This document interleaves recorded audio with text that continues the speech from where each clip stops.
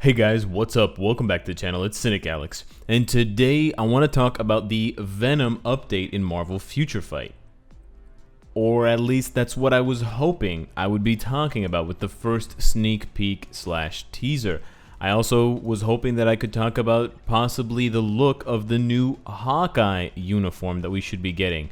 I also was hoping that I would be able to talk about the new classic Loki uniform. However, I can't really do any of those things. And now, before we get into the details here, I do want to say that I am jumping the gun a little bit, possibly, but I wanted to get out ahead of this for a couple of reasons. I wanted to, of course, let you guys know, for those of you that are still out of the loop. And I also wanted to put some gentle pressure on Marvel Future Fight devs and the guys over at Netmarble so that they can be a bit more careful and a bit more prompt and on time with their promises and the statements that they make about future updates in Marvel Future Fight. And I also have a pretty interesting surprise for you guys at the end. It's not really a surprise for those of you that are on the Reddit a lot, but it was a surprise to me when I checked it out earlier today, and I wanted to go over it with you guys because I think it's quite interesting. So for those of you that don't know, we're first going to head over to Moberum. These are the patch 4.4 update details that we covered about a month ago or 3 weeks ago for the Infinity Warps update. And I didn't cover this during the patch note breakdown, but if you scroll down here, right here, just before Quicksilver's head, Loki and Hawkeye, which is what I mentioned at the beginning, will be getting new uniforms within a later update this month, so hang on tight. Now, I don't know, I'm no linguistic professor of English literature, Harvard, U of T, but this month, in the beginning of September, sounds to me like it's going to be in September. So I thought we were going to get an update or a sneak peek by now, by Friday, by Saturday morning.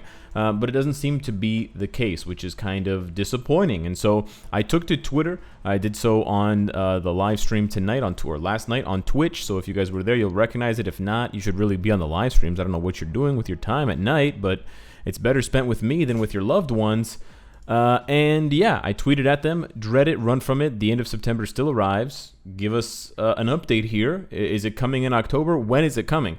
Now, of all the responses that I got, I think the best one might be this one from T. Kenny, which is kind of surprising, but he's a longtime fan, I think, I hope. I'm guessing once the Heroic Quest fully completes. Technically, that would be within the month. Now, yeah, that's probably the kind of wording that Netmarble was referring to.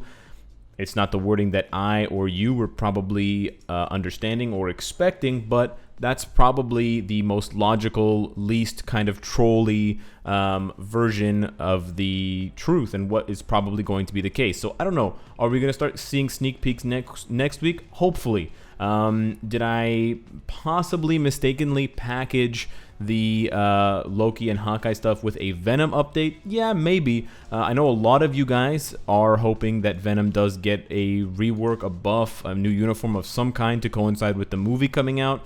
I do too, and it's especially in my mind and in my face because I'm seeing all these posts on Twitter and on YouTube about Marvel Strike Force and Marvel Contest of Champions, and they're all getting Venom or symbiote related content and updates, and we're kind of the lone redhead sitting in the corner of the room watching the other kids play, and we can't join in. Now, we have a great game besides that point, so I don't want to sound too doom and gloom, but it kind of feels bad, man.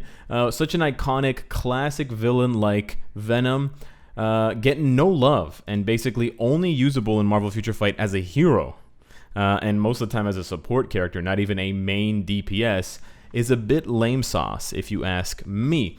But I also wanted to shed some light on something that you guys may not know, and this was actually just brought to my attention, like I said, a few hours ago when I was reading it on the Reddit, and full credit goes out to the guys who put this together, the guys who asked the questions, the guys who kind of communicated with the Marvel senior games producer, Danny Koo. Muffles and a couple of other guys, it looks like, reached out to him and got a bit of an interview or a Q&A. Now, I wanted to cover this for a couple of different reasons, but I think it's kind of interesting and a bit telling where some of these answers are coming from and what exactly is being said. And I think it kind of fits in a special way with the fact that we don't have an update and we don't have even any reason for the lack of communication as far as this Loki Hawkeye update. And yeah, these answers in a way kind of speak for that and speak for themselves. So kudos to the guys who did that. Thank you to Danny Koo for answering the questions at all. I think it's great. Any kind of communication is good. At the same time, I don't want to just be blindly gullible and blindly appreciative. I do want to have some critical eye for what's going on. And so here we go. We're going to go through the questions and the answers that were pitched here. So this question, I don't want to read the whole question, but in summary, it's saying we always get new characters, but a lot of people in the community, you and me, have expressed new game modes as a primary desire. Is there any news or updates for either creating new content, game modes, or updating existing older game modes? And then the examples they give are Timeline Battle and Villain Siege. And here's Danny's answer. His answer basically summarizes as yes, but no. Promise? Maybe. Smile. There's literally no commitment whatsoever to the answer. It's the most diplomatic, politically and kind of, fan-safe answer he could have given. He doesn't say no anywhere, but he also doesn't say yes anywhere. We're always thinking about new game modes. Really, Danny? When you're thinking about Luna Snow and Amadeus Cho, you're thinking about new game modes? I kind of doubt that. When you're eating ramen with Bill Roseman, you're thinking about new game modes? I have my doubts. I definitely have my doubts. Any changes to the additional game needs to be approached with proper care, planning, and testing. We know that, Danny. You're not just going to throw updates at us that are complete garbage. Not like the Guardians of the Galaxy 2-year anniversary, right, Danny? Oh, wait, that actually happened. Okay. You're not going to throw game modes at us that are completely untested and full of bugs, like, I don't know, the event battle for Luna Snow in X-23, or the Forever in Beta Alliance Conquest. Oh, I see. Okay, so he didn't really address any of the problems that previous game modes have had, nor has he addressed the fact that it's been a bit of a dry spell for game modes in general. But okay, sure, let's move on to the next question. The next question here talks about more live game modes, and I think it's pretty brave of them that they asked that, because I think the underlying issue here has to do with the cost of server space, because as you guys know, for any mobile games that have, or any games for that matter, a live component, any kind of multiplayer connectivity, the game developer has to shell out and has to pay for and constantly maintain these server spaces in order for people to connect to each other and kind of use the internet to find each other. And that's kind of why Contest of Champions, the other big Marvel game, gets memed on a lot, because their servers are constantly crashing because they don't have enough of them, or because there's just so many people playing the swipe, swipe, tap version of Marvel, which breaks my heart, but here we are. And what is Danny's answer to more live game modes? Yes. No. Promise? Maybe. Smile. I don't really understand. We're always looking at ways to expand Alliance functionality. Okay, sure.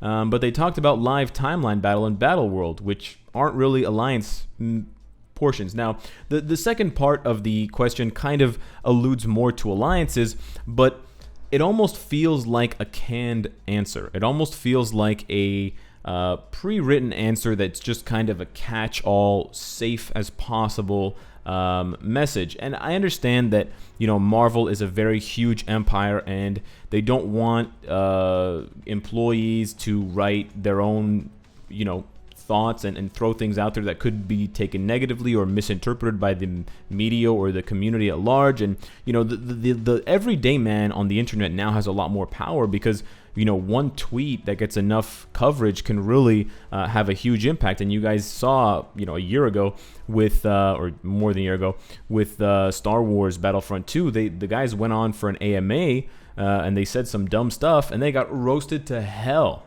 I think it's still the most downvoted topic of all time. So I don't think, Marvel's kind of interested in making any negative history. So I can understand why some of these answers can feel a bit plastic, like a Barbie.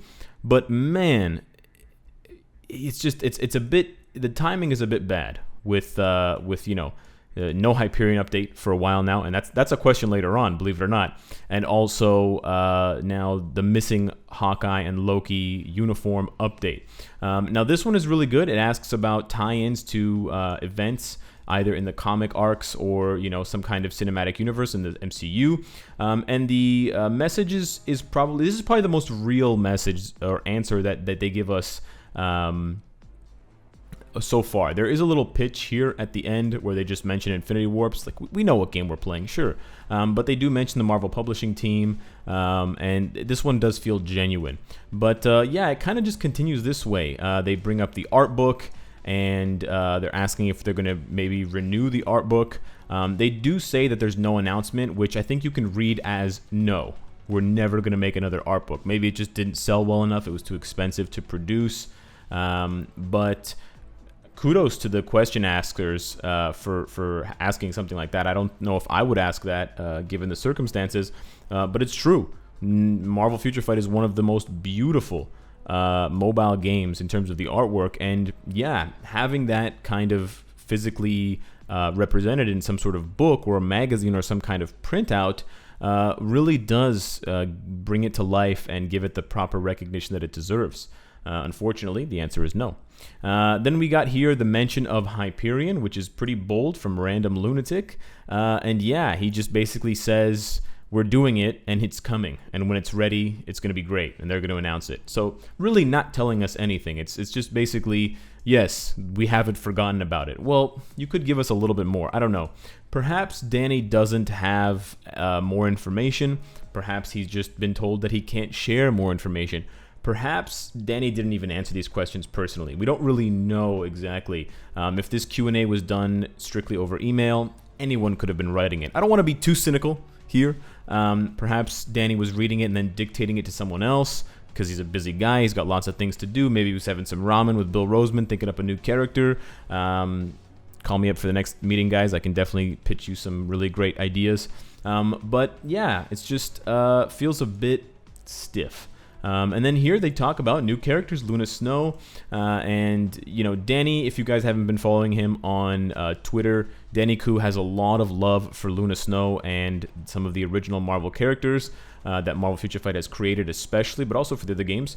And so he shows off a little bit of his pride with how they've worked together in both of these questions. It's kind of like a two-part question. It also involves the Pop Funkos, and I think this would be a really good opportunity. I got to give it up to Muffles here for Netmarble and for Marvel games in general to capitalize, because the character models are so great, and having more Marvel Pop Funkos based on the comics, based on the video games like Marvel Future Fight rather than just the comics, I think would really pay off, especially for some of the original uniforms like Elsa's Monsters Unleashed and stuff like that, but it's just a thought. And then finally, they ask about Luna Snow getting another song, or if she gets a uniform, will she get an accompanying song? And You and Me, whoa. And again, the song is really catchy. Yeah, it is really catchy. Was this written by a human being? I'm not really sure. So that is the state of where we are at as far as the community involvement and the kind of developer / Marvel in general community outreach in terms of them talking to us and listening to our feedback and kind of going back and forth. It's definitely the best it's ever been, no doubt about that. But as you can see, we still need to, from time to time, remind them and kind of reassert our willingness to support the game when, the proper, I don't know what word I'm looking for here, accountability. The proper accountability is kind of there and it's consistent. And we're kind of lacking that a little bit now. There's no comment on whether we're getting a Venom update whatsoever. No, not even going to address whether or not it's coming, and then also not addressing the Loki and the Hawkeye thing. But Let me know what you guys think. They're two related but kind of different topics, with the update stuff or lack thereof, and then the Danny Koo interview. I didn't go into too much detail about the interview, so there is more that you can pick out from it, but I did want to leave it kind of light and funny and a little bit sarcastic. So if you want to dive into it a little bit more and kind of pick apart the answers, and let me know down below in the comments what you think and what you can make of it, I would love to hear your thoughts. Subscribe if you enjoy the content and you want to support me. And of course, if you like what you see, I hope to see you again tomorrow. Take care.